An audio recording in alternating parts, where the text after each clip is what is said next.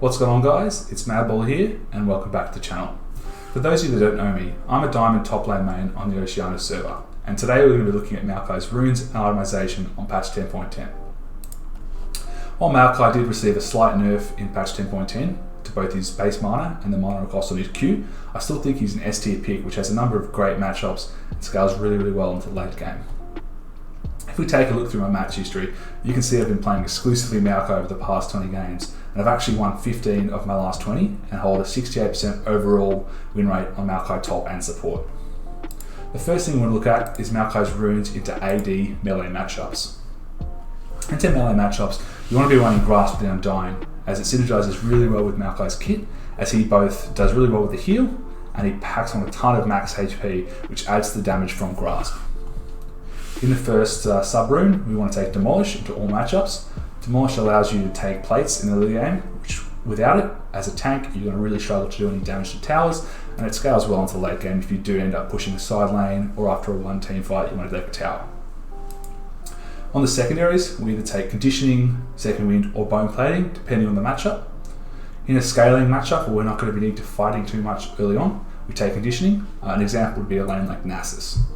Second Wind is what we're going to be taking most of the time, as Maokai is a pretty weak early laner, so from levels 1 to 3 you can get bullied a lot, so Second Wind helps keep you in the lane in conjunction with Grasp and your passive. Bone Plating is great into certain matchups like Riven, Rengar or Renekton, where they're going to be all-inning you or fighting with a 3-spell rotation and dealing a ton of damage. The Bone Plating helps keep you alive there and keep you sustained through the lane. For the third rune here, we always take Overgrowth. You can take Revitalize and it's not that bad, but you are missing out on the shield aspect of the rune, which makes it so strong. In Sorcery, into AD matchups, we're always going to be taking Mana Flow Band and Transcendence. Maokai has a ton of mana issues in the early game, as we all know, and after this next nerf, it's going to be even more prominent, so Mana Flow Band helps get you the additional mana you need to sustain. Transcendence, in conjunction with the CDR shard, is going to give you 20% free CDR, and since Maokai doesn't build a ton of CDR with his items, it's really beneficial helping get you that 40% cap. And into an AD matchup, we always run double armor shards. The next page we're going to be looking at is Maokai into ranged AD matchups. Into ranged matchups, you're going to be taking Aftershock, as you're not going to be able to proc Grasp as you won't be ordering that much. And Aftershock does scale really well into Maokai's kit, as he has 3 abilities that can proc Aftershock. Into ranged matchups, we always take Second Wind, and we're going to be taking the armor shards in the same fashion. Into AP melee matchups, we're still going to be taking Grasp, Demolish, Second Wind and Overgrowth. You can take Bone Plating if you want, but the key difference here is instead of Mana Flow Band, we're going to be taking Water Walking. The reason for this is that against an AP matchup, you're going to be running Catalyst and Abyssal Mask first, which is going to give you a ton of mana sustain to the point where you don't really need Mana Flow Band. Maokai has a really slow base movement speed, so Water Walking does give you beneficial additional movement speed, and there's going to be a ton of fights in the current meta around Dragon and around Rift and Baron, so it's going to get a lot of use. And obviously, since it's an AP matchup, we're going to be running double MR shards. Against range AP, we take much the same runes, but we're going to be taking Aftershock obviously instead of Grasp. If we jump into Maokai's itemization, he's got 2 options for his starting items, Doran Shield and Corrupting Potion. In most cases, you're going to be taking Doran Shield, as you kind of need the base HP to your base stats, and it's going to give you a ton of health sustain in the lane. While you are missing out on some mana sustain, I think Doran Shield is pretty necessary and becomes more necessary the higher elo you go. If you start Corrupting Potion in high elo, you could get punished quite a bit, as Maokai is surprisingly squishy before he gets items. However, Corrupting Potion is an option into farm lanes or passive lanes. So for example, if you're up against a weak early laner like Kale or Nasus, you can take Corrupting Potion and it is going to scale better than Doran's, as you can keep it for most of the game. Maokai probably has 3 first item components you can go with, Bambi's, Catalyst or Bramble. Bambi's is preferred and it's going to be the one you take probably most of the time. It scales really well with his passive with the bonus HP, and the Bambi's procs on multiple abilities from your kit, so it synergizes really well. Against an AP matchup, obviously we're going to rush Catalyst.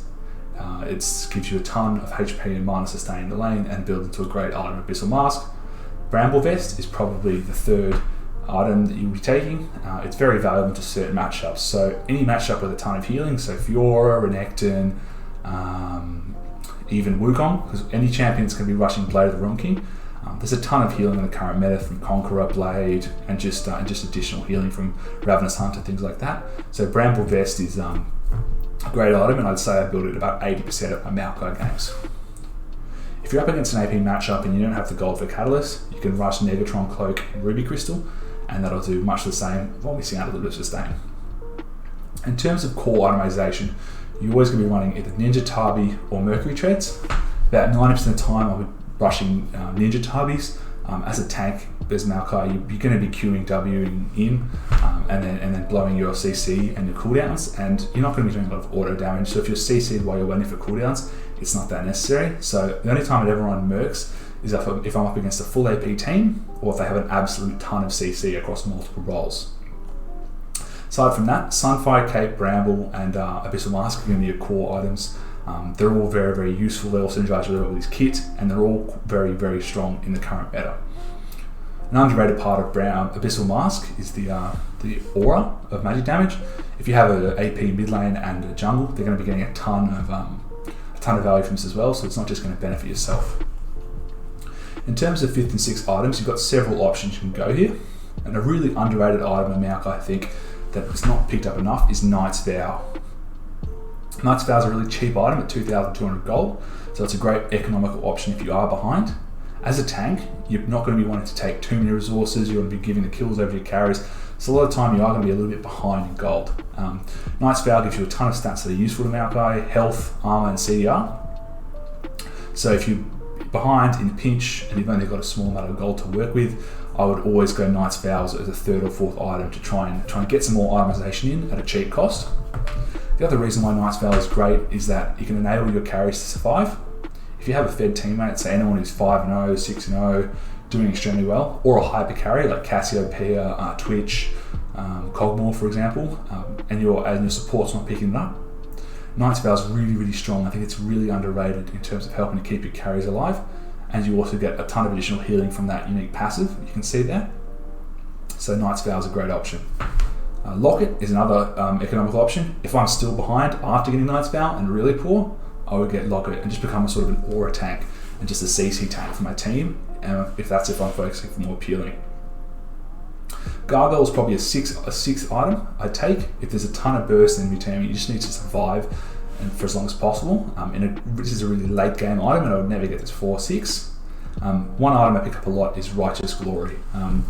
Has health, mana, CDR, armor, all stats Maokai loves. And if you're the primary initiator, say for example you lack another initiator like a Leona, Alistair, or Zac, if you're the primary initiator, you can pick up Righteous Glory for the movement speed, and it helps you become an even stronger initiator and allows you to add additional CC for your team.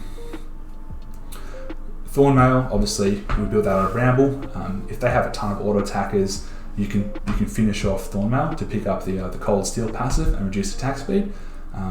And Randuin's against a heavy crit team. If they have multiple critters and multiple basic attackers, so say for example a Yi and a conventional AD carry, then this would be a great item to purchase.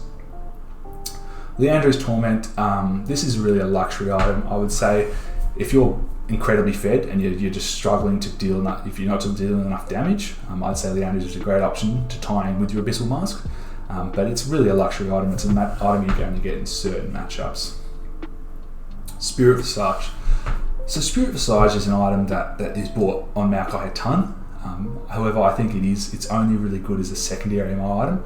I think Maokai does a lot more with the stats from Abyssal Mask because it gives him the mana sustain he needs.